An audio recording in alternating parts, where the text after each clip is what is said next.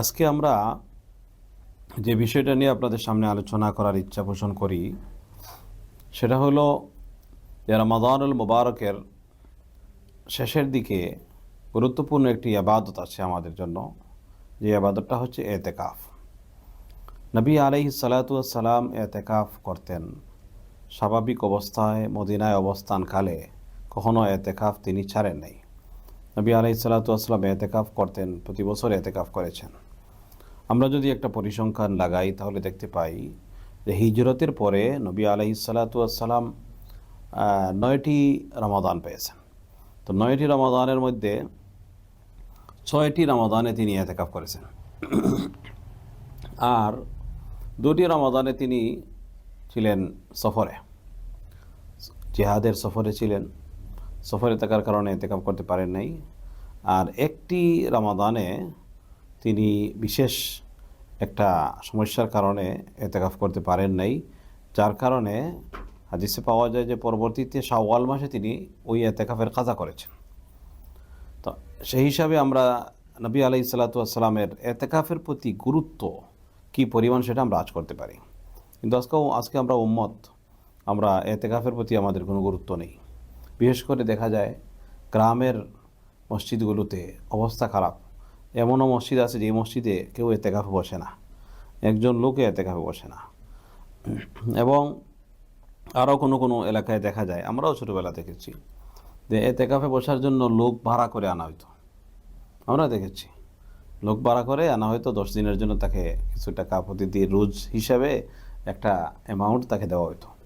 তো এই যে এটা তো আসলে হাসি না, এটা আসলে কষ্টের, এটা কান্নার বিষয় যে আমরা উম্মত নবী আলাইহিস সালাতু ওয়াস সালামের একটি ধারাবাহিক আমল, এই আমলের প্রতি কত উদাসীন।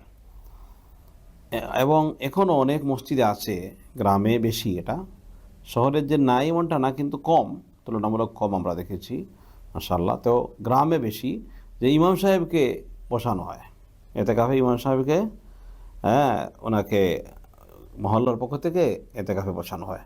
তো যাই হোক, এটা আমরা পরে আলোচনা করবো ওই বিষয়ে। এতেকাফ কাকে বলে? এতেকাফ বলে, এতেকাফ অর্থ হচ্ছে উকুফুন, শব্দ অর্থ অবস্থান করা। তার পারিভাষিক সংজ্ঞা বা শারঈ যে অর্থটা হচ্ছে যে নির্দিষ্ট সময়ে নির্দিষ্ট জায়গায় আল্লাহর ঘর মসজিদে আল্লাহ তাআলাকে সন্তুষ্ট করার উদ্দেশ্যে কি করা? মসজিদে অবস্থান করার নাম হচ্ছে এতেকাফ। নির্দিষ্ট সময়ে নির্দিষ্ট জায়গায় আল্লাহ তাআলার ঘর মসজিদে আল্লাহকে সন্তুষ্ট করার উদ্দেশ্যে অবস্থান করার নাম হচ্ছে এতেকাফ।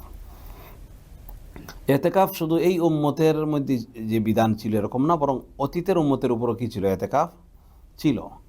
কোরআনুল কারীমের মধ্যে আছে যে আল্লাহ সুবহানাহু ওয়া তাআলা, আমি যে আয়াতটি তেলাওয়াত করেছি, যে ইব্রাহিম আলাইহিস সালাম এবং ইসমাঈল আলাইহিস সালামকে আল্লাহ তাআলা নির্দেশ দিচ্ছেন, ওয়া আহিদনা, আল্লাহ তাআলা বলেন আমি নির্দেশ দিলাম ইব্রাহিমকে, ইলা ইব্রাহিম ও ইসমাঈল, ইব্রাহিম এবং ইসমাঈলকে আমি নির্দেশ দিলাম যে আন তাহহিরা বাইতিয়া লিত-তাইফিন ওয়াল আকিফিন ওয়ার রুকাইস সুজুদ, যে আল্লাহর ঘর বায়তুল্লাহকে তারা যেন পবিত্র করেন 3 প্রকারের মানুষের জন্য, মানে বা 3 প্রকার মানুষের জন্য আল্লাহর ঘর মসজিদকে যেন পরিচ্ছন্ন তারা করেন। দেখেন 3 প্রকার মানুষ আল্লাহ তাআলার কাছে কত সম্মানী, যে বড় বড় দুজন নবীকে বলতেছেন যে তোমরা কি করো? ঘরকে পরিচ্ছন্ন করো। তাদের জন্য কারা? লিত-তাইফিন, তওয়াফ করনেওয়ালার জন্য, ওয়াল আকিফিন, ইতিকাফকারীর জন্য, ওয়ার রুকাইস সুজুদ, নামাজ আদায়কারীর জন্য। তাহলে দেখেন যে এতেকাফ, তাহলে বোঝা গেল ইব্রাহিম ইসলামের যুগে এতেকাফ ছিল। ইব্রাহিম ইসলামের যুগে কি ছিল? এতেকাফ ছিল বলেই তো বলছে যে এতেকাফকারীর জন্য কি করো? ঘর। তাহলে বোঝা গেল যে এই উম্মতের উপর শুধু এতেকাফ না, এতেকাফ অতীত উম্মতের উপর কি ছিল? আরও বর্ণনা আছে, আমরা দীর্ঘ আলোচনায় যাব না, আমরা আরও বর্ণনা আছে, কোরআনের মধ্যে আছে অতীতের উম্মতের কি করা এতেকাফ। তো তারা কোরআনের মধ্যে আছে, তারা কি করত? তাদের মূর্তির সামনে এতেকাফ করত, মানে অবস্থান করতো, বসে থাকতো।